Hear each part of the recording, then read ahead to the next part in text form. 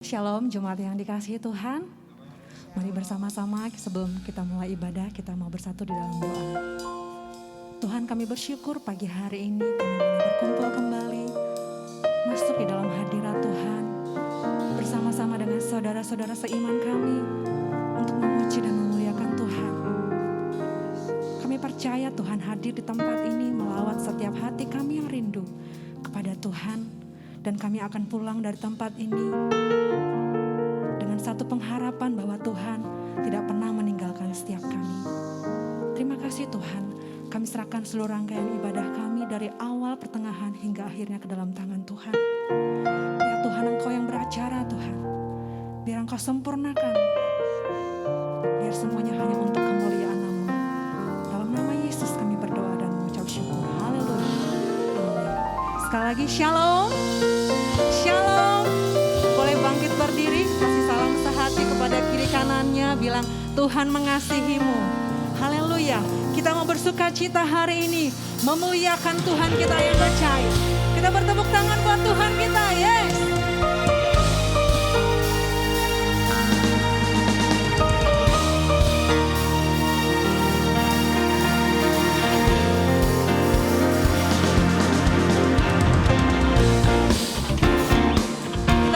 Suara kita untuk memuji Tuhan. Haleluya.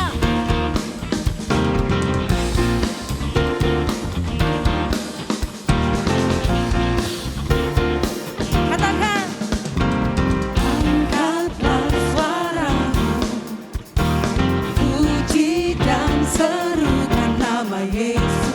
Anggalkan bebanmu, tak perlu khawatir, sebab Dia sanggup. Sama-sama menarilah dan bertepuk tangan, bersukacitalah, tak perlu khawatir, sebab Dia sanggup. Semua sekarang nyanyikan kebesarannya, Dia kuat dan penuh kuasa, bersorak-sorai karena kasih-Nya tak datang kita nyanyi bagi Dia. Haleluya. Mari kembali katakan. Angkatlah suaramu, puji dan serukan nama Yesus.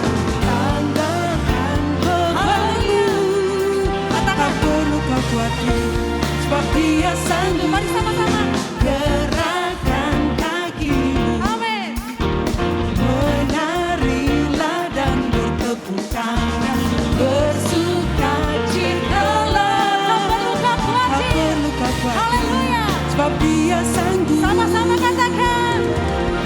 Sekarang nyanyikan kebesarannya, Dia kuat dan penuh kuasa, bersorak-sorai karena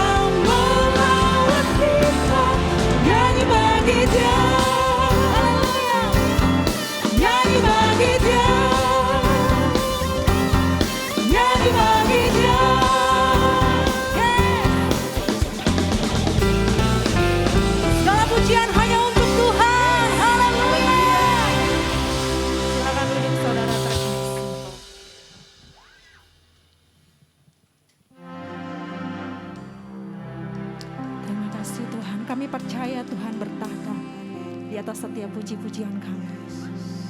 Dan setiap umat-Mu yang hadir hari ini Tuhan, meyakini satu hal bahwa ada satu Yesus yang mengenal setiap pribadi kami. Hanya Engkau yang mengerti setiap isi hati kami Tuhan. Dan biarlah kami yang hadir hari ini membawa hati kami, seluruh hidup kami, mempercayakan hidup kami hanya kepada Tuhan. Terima kasih Tuhan buat kasih-Mu yang luar biasa. Ini setiap kerinduan kami Tuhan. Haleluya Yesus. Seperti rusa yang haus, rindu aliran sungai-Mu.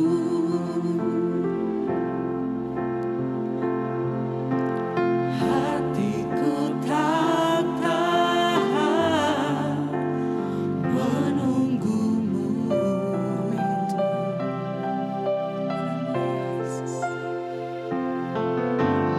Bagai tanah gersang menanti datangnya hujan,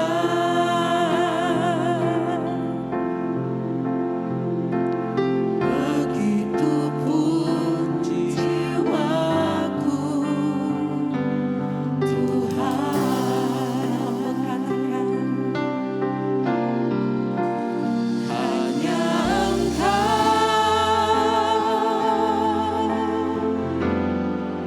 pribadi yang mengenal hatiku. Tiada yang tersembunyi bagi-Mu. Seluruh isi hatiku Kau tahu, dan bawaku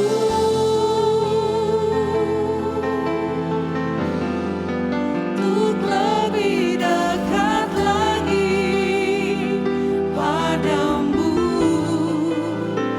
tinggal dalam indahnya dekapan kasih-Mu.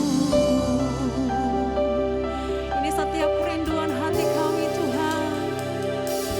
Seperti rusa yang haus, rindu aliran sungai-Mu.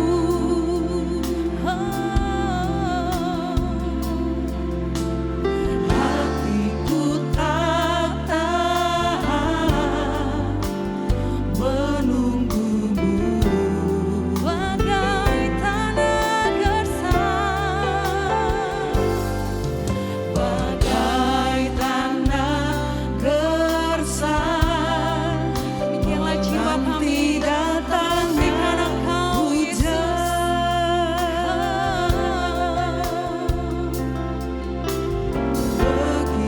begitupun jiwaku Tuhan. Angkat hatimu, katakan hanya Engkau, hanya Engkau, pribadi yang mengenal hatiku. Tiada yang tersembunyi bagi-Mu.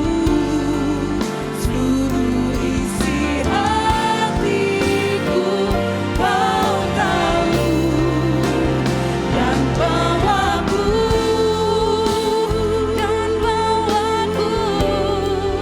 untuk lebih dekat lagi padamu, tinggal dalam indahnya dekapan kasih-Mu. Lebih sungguh bawa hatimu, katakan hanya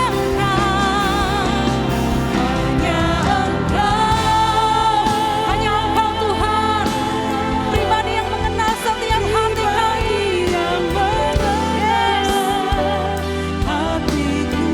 Biarlah setiap hati kami yang rindu, setiap hati kami yang haus hari ini, Engkau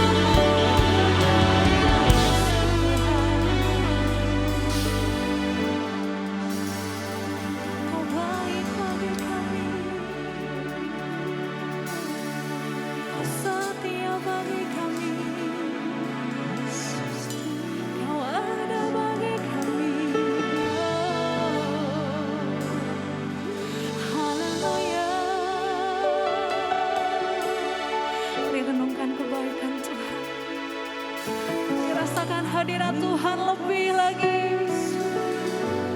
Kasih Tuhan sungguh indah. Kasih Tuhan sungguh besar. Dia setia dalam hidup kita.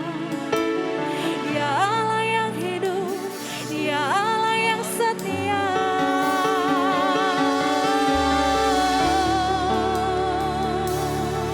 Kami percayakan hidup kami sepenuhnya kepadamu Tuhan. Haleluya, haleluya.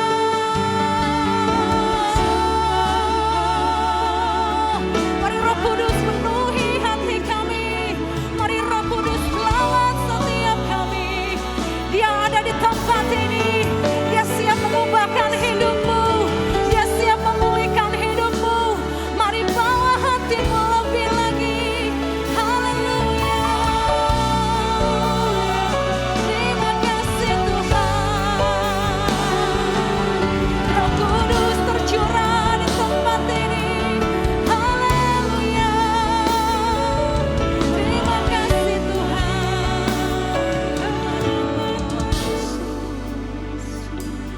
Ku sembah Kau Allahku, Bapa dan sahabatku. Kau yang pedulikan seluruh hidupku. Amin. Walau lewati lembah, tidak akan meninggalkan kami Tuhan. Itu janji-Mu bagi setiap kami. Yes. Yesus kekuatan di hidup. Mari bawa hatimu lebih lagi sembah Dia. Ku sembah Kau Allahku, Bapa dan sahabatku. Kau yang pedulikan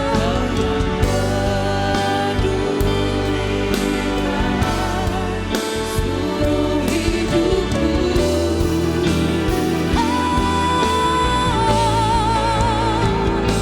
Walau lewati lembah, aku tak ditinggalkan.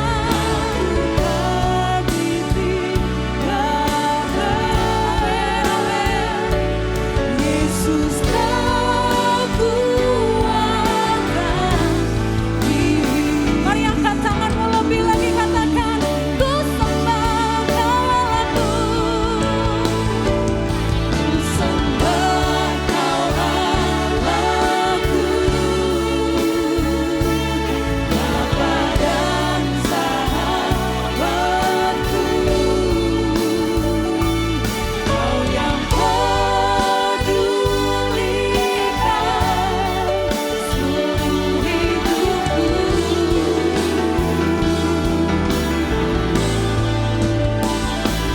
Walau lewati lembah, aku tak ditinggalkan. Yesus kekuatan di Yang percaya Yesus kekuatan dalam kehidupan kita, mari angkat tanganmu dengan sungguh katakan, Yesus. Yesus kekuatan di hidup. Engkau kekuatan kami Tuhan, Engkau kekuatan kami. Yesus kekuatan di hidup. Yang merasakan kekuatan daripada Tuhan, berikan tepuk tangan yang dahsyat. Katakan haleluya, haleluya. Saudaraku, mari kita masuk dalam doa.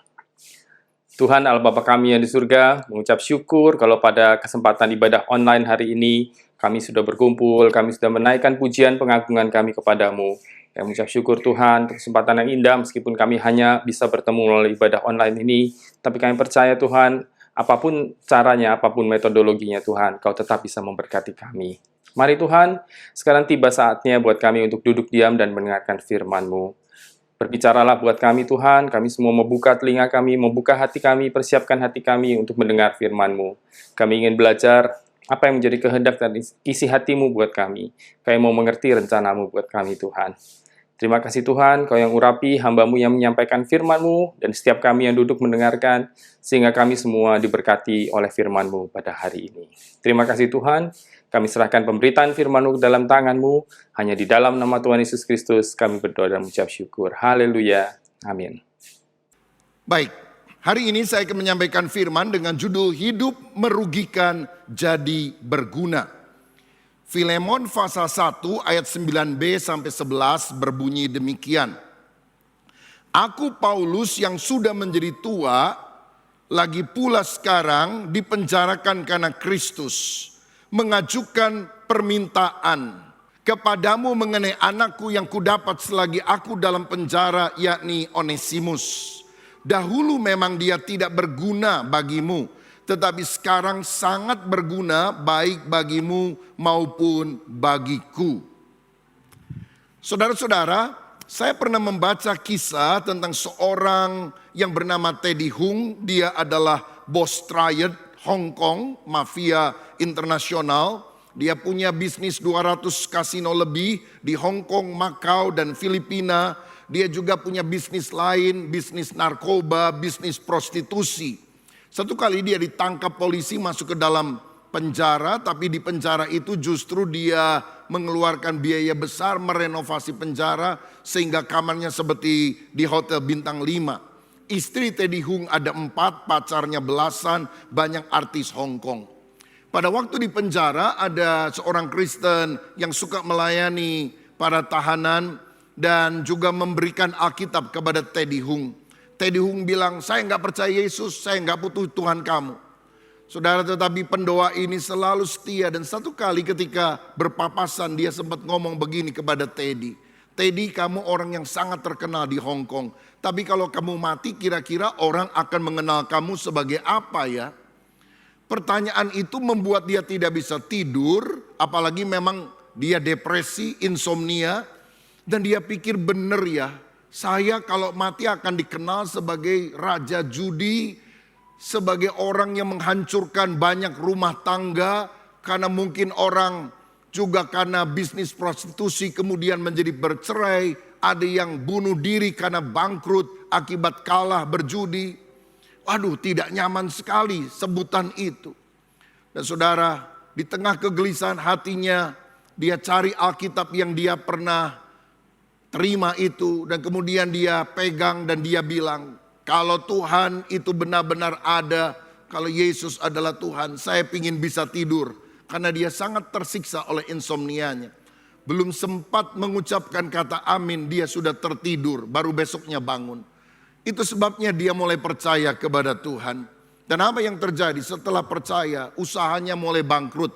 Bisnis haramnya tidak lagi jalan dengan baik. Dia mulai gelisah, Tuhan macam apa ini yang membuat aku makin bangkrut ketika aku percaya. Tapi seorang pembimbing rohani mengingatkan bahwa dia sedang dibersihkan oleh Tuhan. Dia kemudian lepas dari penjara mengganti bisnisnya menjadi bisnis klinik kesehatan yang maju, diberkati dan bisa menghidupi keluarganya. Dia ceraikan 3 istri yang lain, dia hidup dengan istri yang sah.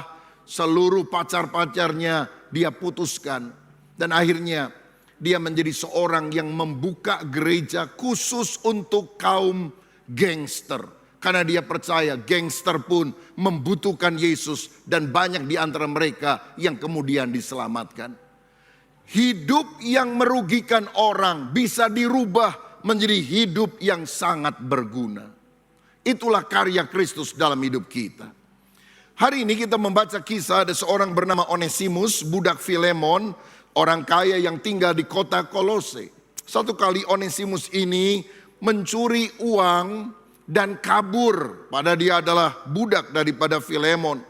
Rupanya dia tertangkap dan kemudian dimasukkan penjara di Roma. Nah, untungnya di penjara di Roma dia ketemu Rasul Paulus yang juga di penjara karena memberitakan Injil. Dan itulah awal dari pertobatannya. Dia percaya kepada Yesus, hidupnya diubahkan. Tapi lebih daripada hidup yang diubahkan, Paulus sebagai mentor rohaninya kemudian menyuruh Onesimus balik kembali ke Kolose, ketemu lagi sama tuannya, minta ampun, membereskan masalah.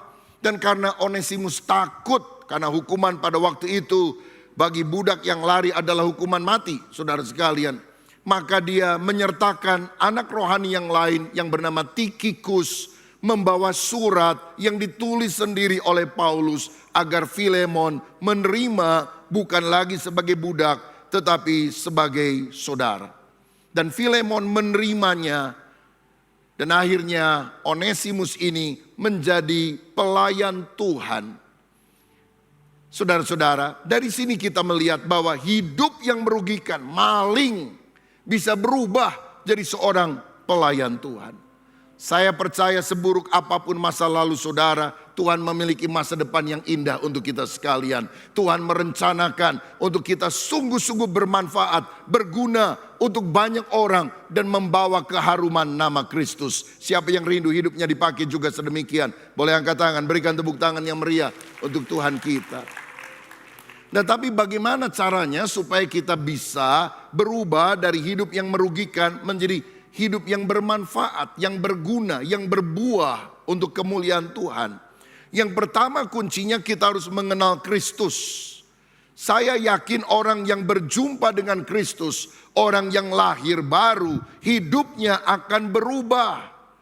Saudara-saudara, Onesimus kalau nggak ketemu Yesus dia tetap maling. Bahkan mungkin di penjara dia belajar dari maling lain supaya bisa mencuri lebih hebat dan tidak tertangkap. Saudara, tetapi hidupnya berubah karena dia lahir baru. Saulus adalah seorang penganiaya jemaat. Dia ketemu Yesus, dia berubah menjadi Paulus, rasul yang menanam banyak gereja. Wanita Samaria yang sudah 5 kali bersuami dan sekarang kumpul kebo dengan suami orang, berjumpa dengan Yesus, menjadi penginjil yang memenangkan seluruh Samaria bagi kemuliaan nama Tuhan. Saudara, masa lalumu mungkin buruk. Ada lembar-lembar hitam yang mungkin engkau ingin lupakan, tetapi itu mengganja di dalam hati. Tuhan dengan kuasa darahnya sanggup menghapuskan masa lalu kita yang buruk dan memberikan masa depan yang gilang gemilang. Alkitab berkata, sekalipun dosamu merah seperti kirmisi, aku akan menjadikannya putih seperti salju. Sekalipun berwarna merah seperti kain kesumba, akan menjadi putih seperti bulu domba. Bagi orang yang bertobat ada pengampunan. Nah, yang menarik saudara, di dalam proses pengenalan kepada Kristus, dia dibimbing oleh seorang mentor yang bisa menjelaskan kepadanya tentang kebenaran firman dan men-sharingkan perubahan di dalam hidupnya. Dia adalah Paulus. Paulus juga punya beberapa anak rohani yang mendampingi dia dalam penjara. Dan itu menciptakan sebuah atmosfer komunitas dan iklim yang sehat bagi pertumbuhan. Onesimus pernah gagal, maling. Tetapi saya mau bilang, kegagalan bukan sesuatu yang final dalam hidup kita. Kegagalan hanyalah sebuah peristiwa yang bisa diperbaiki. Cuma jahatnya manusia kalau sudah lihat temannya gagal sekali dicap seumur hidup. Tuhan gak demikian. Thomas ketika Yesus bangkit, dia gak datang di dalam persekutuan anak Tuhan. Lalu dia gak percaya bahwa Yesus bangkit. Itu kan karena gak kebaktian seminggu lah istilahnya. Tapi ketika minggu depannya kan dia datang saudara. Dan dia ketemu Yesus, dia percaya kepada Yesus. Gak percaya cuma beberapa hari, percayanya seumur hidup. Tapi kita kalau ingat Thomas selalu ingat akan ketidakpercayaannya kepada Tuhan. Padahal itu cuma terjadi sekali. Selanjutnya Thomas percaya kepada Tuhan, setia. Bahkan dia menjadi seorang pemberita Injil yang mati syahid di India. Dia mendirikan gereja di sana yang sampai sekarang disebut sebagai Mar Thoma, gereja yang dirintis oleh Rasul Thomas. Petrus pernah menyangkal Yesus 3 kali. Tapi kemudian Tuhan memulihkan hidupnya. Dia menjadi seorang pemberita kabar baik. Dia berkhotbah pada hari Pentakosta dan gereja Tuhan berdiri. Saudara, saya mau katakan, di dalam Kristus kita adalah ciptaan yang baru. Yang lama sudah berlalu, sesungguhnya yang baru sudah datang. Jangan terus dihantui oleh kegagalan masa lalu. Ingatlah apa yang Tuhan akan kerjakan dalam hidup saudara kini dan masa yang akan datang. Tetaplah intim melekat kepada Tuhan. Hidup yang tidak berguna menjadi berguna untuk Dia. Haleluya. Yang kedua, saya melihat hal yang kita harus lakukan supaya kita sungguh-sungguh beralih dari satu kehidupan yang merugikan menjadi bermanfaat, menguntungkan bagi banyak orang. Setelah mengenal Kristus, kita juga harus melakukan rekonsiliasi. Artinya pemulihan hubungan dengan orang yang pernah bersengketa atau kita rugikan. Ayat 15-17 berkata demikian. Sebab mungkin karena itulah dia dipisahkan sejenak daripadamu, supaya engkau dapat menerimanya untuk selama-lamanya. Bukan lagi sebagai hamba, melainkan lebih daripada hamba, yaitu sebagai saudara yang kekasih. Bagiku sudah demikian, apalagi bagimu, baik secara manusia maupun di dalam Tuhan. Kalau engkau menganggap aku temanmu seiman, terimalah dia seperti aku sendiri. Di dalam suratnya Paulus bilang kepada Filemon, tuan daripada Onesimus, terimalah dia kembali, bukan lagi sebagai budak, tapi sebagai saudara. Kalau kamu menerima aku, terimalah dia juga. Dan Paulus mendorong Onesimus balik kembali ke Kolose, padahal itu perjalanan yang sangat jauh, melintasi laut, saudara. Hanya supaya apa? Kedua pihak yang pernah berselisih, gak enak karena ada masalah-masalah di belakang, di waktu yang lalu, itu dipulihkan hubungannya. Saudara, kita juga harus demikian. Kalau kita ingin menjadi orang yang berguna, kita mungkin pernah salah sama seseorang. Dan selama bertahun-tahun kita gak pernah bereskan. Saya dorong saudara melalui firman Tuhan, orang Kristen yang baik melakukan rekonsiliasi. Membenahi relasi yang tidak baik pada masa lalu, sehingga itu tidak menjadi ganjalan untuk kita pada masa yang akan datang. Karena banyak orang yang kemudian hidup dalam kepahitan. Setiap kali dia ngomong tentang seseorang, apalagi nama orang yang pernah menyakiti itu disebutkan, waduh, itu kepahitannya muncul. Dan siapa yang rugi? Bukan orang lain. Yang paling rugi adalah diri kita. Jadi kalau saudara punya masalah dengan seseorang, datangi orangnya, selesaikan masalahnya. Walaupun mungkin engkau malu. Dan kalau saudara yang salah mungkin dimaki-maki. Kemana aja lu? Gua pikir udah mati. Ternyata masih hidup lu ya. Oh bisa orang ngomong begitu. Gak apa-apa saudara sekalian. Kita yang ngerti kebenaran, kita harus mengupayakan perdamaian dengan semua orang. Dan kalau perlu kita difasilitasi oleh seorang mediator, pengantara. Bahkan kalau mungkin dia mendampingi kita.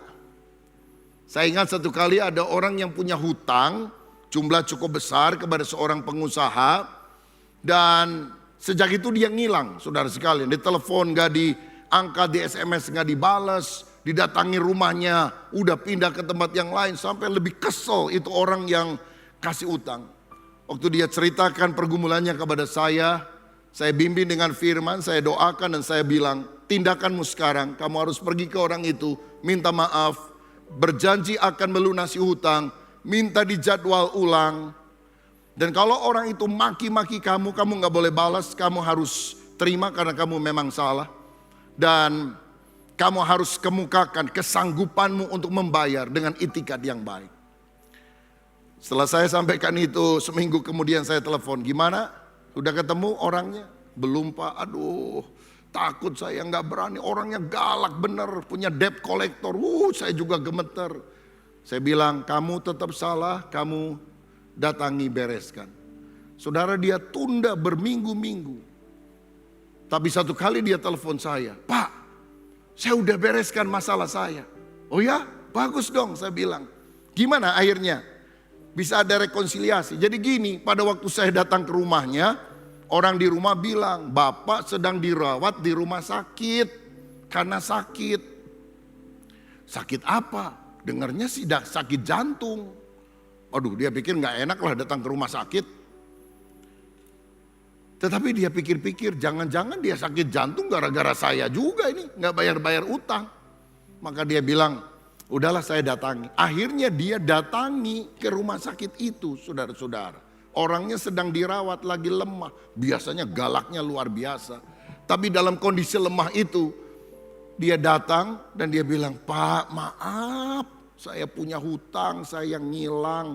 Tapi saya mau perbaiki sikap saya.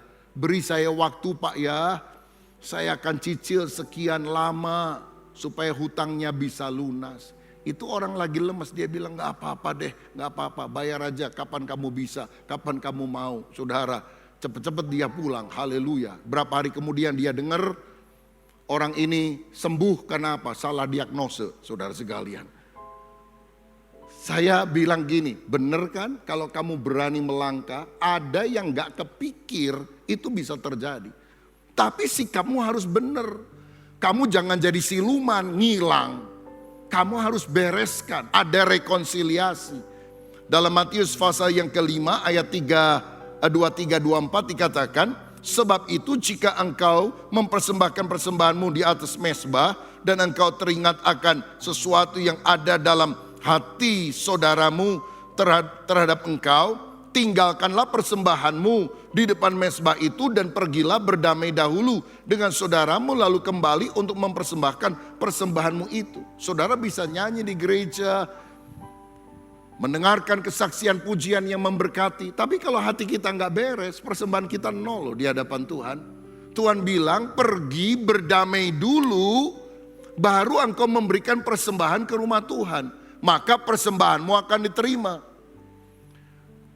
Yang ketiga, bagaimana sikap merugikan menjadi sikap yang berguna bagi orang lain. Yang ketiga, kita harus mengganti kerugian. Ayat 18 dan 19, dan kalau dia sudah merugikan engkau ataupun berhutang padamu, tanggungkanlah semuanya itu kepadaku.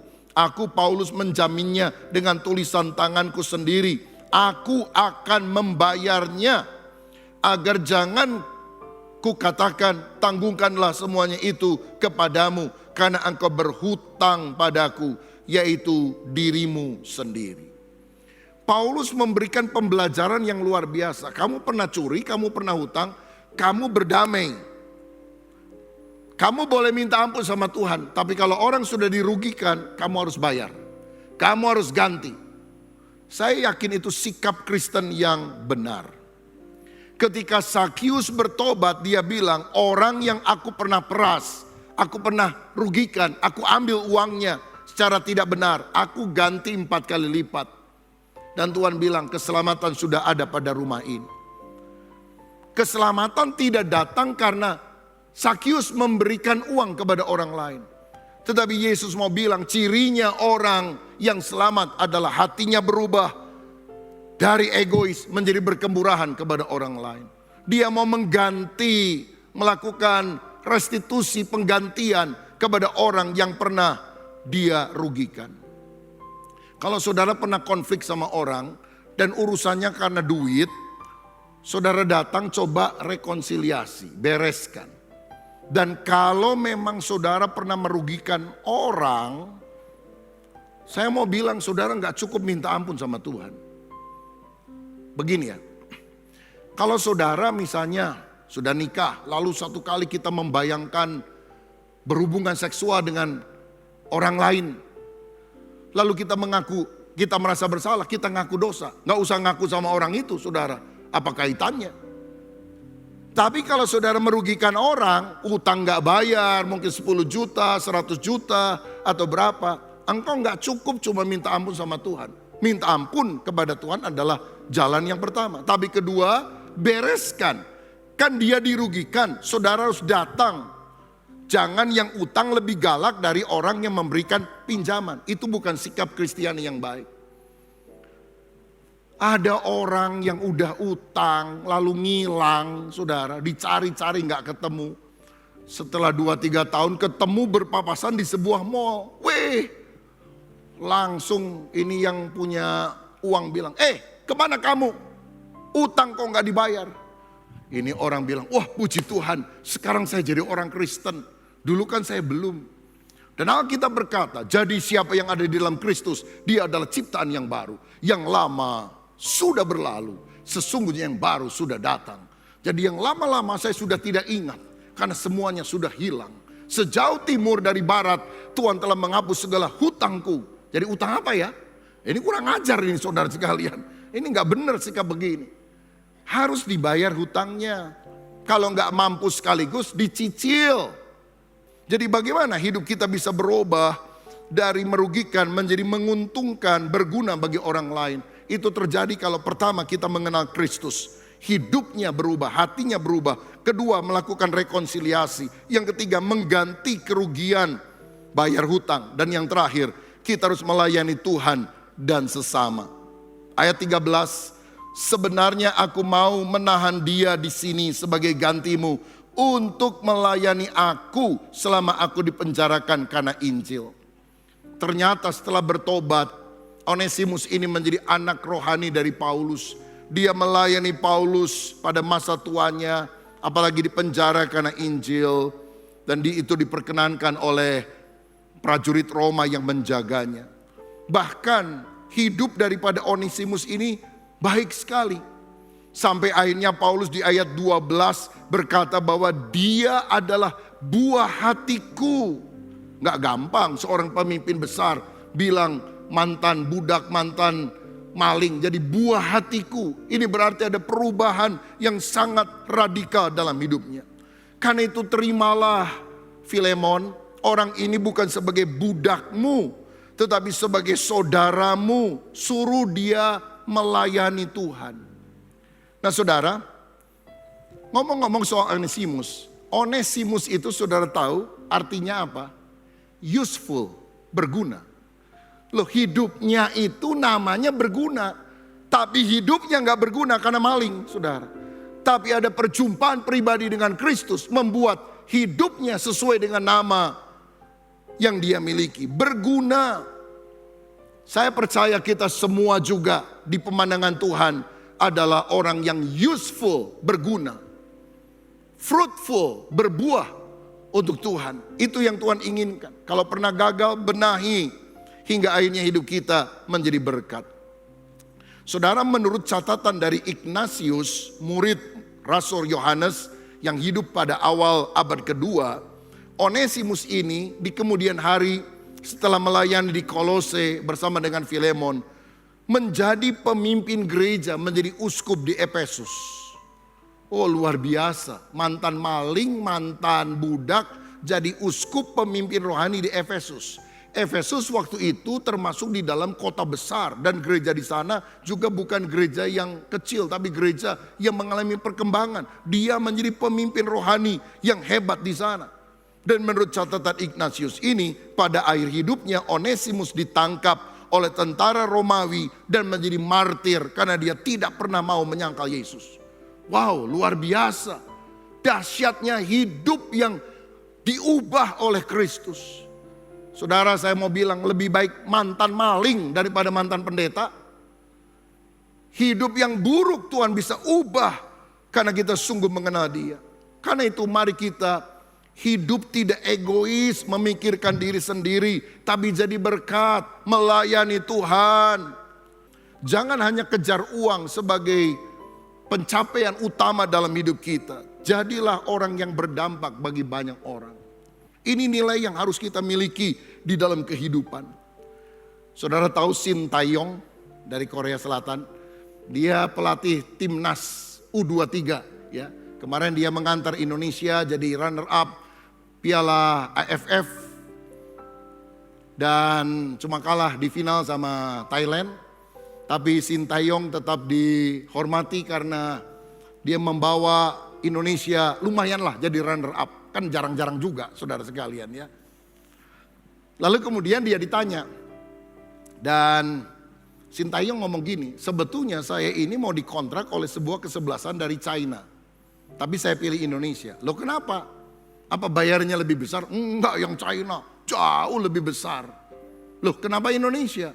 Karena yang China itu satu klub saja profesional ya nanti bertanding sama klub-klub yang lain di daerah itu. Kalau ini kan saya dipercaya tim nasional. Dan saya ingin mengharumkan Indonesia. Dan saya yakin Indonesia punya harapan. Uangnya jauh lebih besar sana, tapi saya pilih yang uangnya lebih kecil. Karena saya ingin jadi pelatih yang punya makna. Punya nilai dalam hidup ini. Wah keren juga saudara sekalian. Saya mau bilang pengejaran kita pertama-tama jangan sekedar uang. Tapi apakah kita bisa hidup untuk jadi berkat bagi orang lain. Lakukanlah kebaikan sekecil apapun bagi orang. Karena kita tidak pernah pikir bahwa dampaknya bisa sangat besar. Saya iri dengan kisah ini. Satu kali ada seorang yang cukup kaya, saudara sekalian. Dia minta perahunya itu bisa diperbaiki oleh seorang tukang cat. Karena catnya sudah pudar. Harga disepakati, lalu kemudian orang ini mulai ngecat. Dan ketika dia mulai ngecat, dia lihat bahwa ternyata ada satu bagian di perahu tersebut yang berlobang. Dan ini berbahaya. Dan itu tidak termasuk dalam perjanjian karena dia kan disuruhnya cuma ngecat. Tetapi dia nggak ngomong, dia bereskan saudara, dia perbaiki walaupun itu bagian yang mestinya lebih sulit daripada sekedar mengecat saja. Setelah selesai, dia kasih tahu orang yang menyuruh dia nggak ngomong soal lobang itu, dia mendapatkan uang sesuai perjanjian, selesai. Tetapi beberapa hari kemudian, orang yang punya perahu datang lagi bawa uang yang jauh lebih besar, banyak daripada apa yang sudah dia bayarkan. Dia bilang, Pak, terima kasih ya, kamu sudah mengecat perahu saya. Ini berkat buat kamu. Loh, saya kan sudah terima uangnya Pak, kenapa Bapak bayar lagi? Saya tahu tapi ini bukan untuk ngecat. Tapi kamu rupanya tanpa kamu ngomong telah memperbaiki kebocoran dari perahu ini. Oh nggak apa-apa kok, sekalianlah saya lakukan. Ya mungkin itu hal kecil bagi kamu. Tapi kemarin anak-anak saya menggunakan perahu saya yang baru dicat itu untuk mancing ke laut. Dan waktu itu saya ada di luar rumah. Dan waktu saya pulang dengar dari istri bahwa anak-anak pakai perahu itu. Waduh saya gelisah karena saya takut anak-anak saya itu tenggelam mati di sana. Tapi bersyukur ketika mereka sore pulang dengan tangkapan yang banyak dan mereka semua selamat. Dan waktu saya periksa, rupanya kamu yang sudah memperbaikinya. Pekerjaan itu kecil menurut kamu, tapi buat saya itu menyelamatkan anak-anak saya. Lakukan sesuatu, walaupun kecil, kelihatannya biasa saja. Tapi kalau engkau melakukan karena kebaikan hatimu, dampaknya akan sangat besar. Hidup kita akan berguna bagi banyak orang. Saudaraku, jangan jadi orang yang merugikan orang lain. Tapi jadilah orang yang berguna bagi Tuhan dan bagi sesama. Tuhan Yesus memberkati kita semuanya.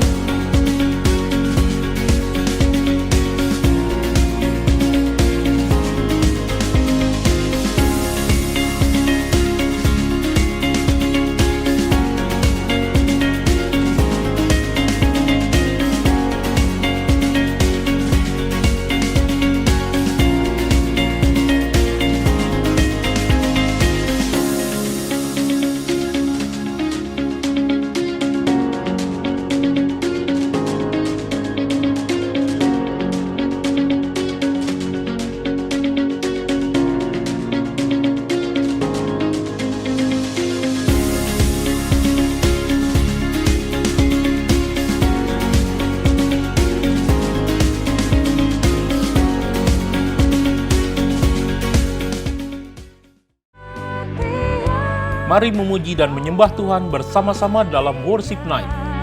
Dulu, sekarang, dan selamanya. Thank you, Jesus. Kau tunjukkan kasih.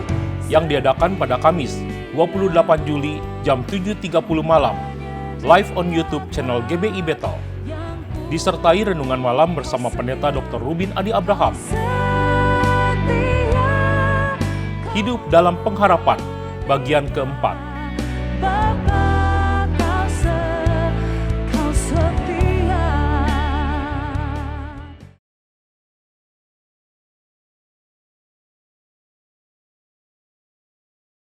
Sebelum kita mengakhiri ibadah kita pada hari ini, mari kita tundukkan kepala dan kita bersatu di dalam doa. Terima kasih Tuhan Yesus, kami mengucap syukur kepada Tuhan karena hari ini kami boleh beribadah di hadapan Tuhan. Kami boleh memuji, menyembah, bahkan mendengarkan sebagian dari kebenaran firman Tuhan. Biarlah setiap pujian penyembahan kami berbau harum di hadapan-Mu Tuhan. Bahkan firman-Mu yang telah ditaburkan hari ini menjadi kekuatan, menjadi rema dan teguran bagi setiap kami, supaya iman kami tetap kokoh di hadapan Tuhan. Terima kasih Bapa, biarlah kiranya juga Tuhan yang memberkati setiap hamba-hamba-Mu yang telah melayani hari ini. Biarlah kiranya Engkau urapi lebih dan lebih lagi, dan biarlah kekudusan Tuhan terus menurun atas kehidupan mereka. Terima kasih Bapa, terima kasih. Kami juga berdoa Tuhan buat jemaat kami, dimanapun mereka berada saat ini, di rumah mereka masing-masing, biarlah kiranya juga penyertaan Tuhan sempurna atas mereka, supaya setiap jemaat kami tetap menikmati penyertaan dan perlindungan Tuhan. Terima kasih Bapa, biarlah Engkau memberkati mulai dari sekolah minggu, teens, youth, bahkan semua jemaat-jemaat. Biarlah semua tetap berada dalam perlindungan Tuhan, sehingga setiap hari-hari mereka terus menikmati penyertaan-Mu ya Tuhan. Engkau memberkati mereka dalam pekerjaan, dalam studi, bahkan dalam segala usaha. Apapun yang mereka kerjakan, biarlah Tuhan buat berhasil. Terima kasih Bapa, terima kasih. Berdoa juga Tuhan buat seluruh pemimpin-pemimpin rohani kami, mulai dari Pak Rubin, Om Sur, dan juga Om Julius, Pak Suwito. Biarlah Engkau urapi juga mereka, berkati setiap kehidupan mereka Bapa. Biarlah mereka menjadi teladan, bahkan menjadi pedoman bagi kami untuk terus mengasihi Tuhan. Terima kasih Bapa, terima kasih. Biarlah kiranya Tuhan, kasih setia Tuhan terus menaungi kami. Biarlah kehidupan kami terus terpancar kebenaran-Mu dan kasih-Mu Tuhan, sehingga dimanapun kami berada nama Tuhan dipermuliakan. Terima kasih Bapa, terima kasih. Sebentar kami akan mengakhiri ibadah kami, dan kami boleh kembali pada aktivitas kami yang lain, dan biarlah penyertaan Tuhan selalu sempurna bagi kami. Di dalam nama Yesus kami berdoa dan mengucap syukur. Haleluya. Amin. Saudara, saya percaya kita semua diberkati pada ibadah online kita pada hari ini. Dan sebelum kita akhiri, mari saudara angkat tanganmu dan terimalah berkat Tuhan. Biar berkat daripada Allah Bapa, kasih dan karunia yang ada di dalam Yesus Kristus Tuhan kita, persekutuan dan penghiburan Roh yang Kudus, biar itu menyertai setiap kita, setiap saudara dan saya, dimanapun juga kita berada. Berkat ini akan sampai kepada kita semua. Kita percaya, kita imani di dalam nama Tuhan Yesus Kristus. Haleluya, puji Tuhan. Amin. Saudara, biar berkat ini menyertai kehidupan kita di masa-masa yang akan datang. Tuhan memberkati kita semua. Salam sehati.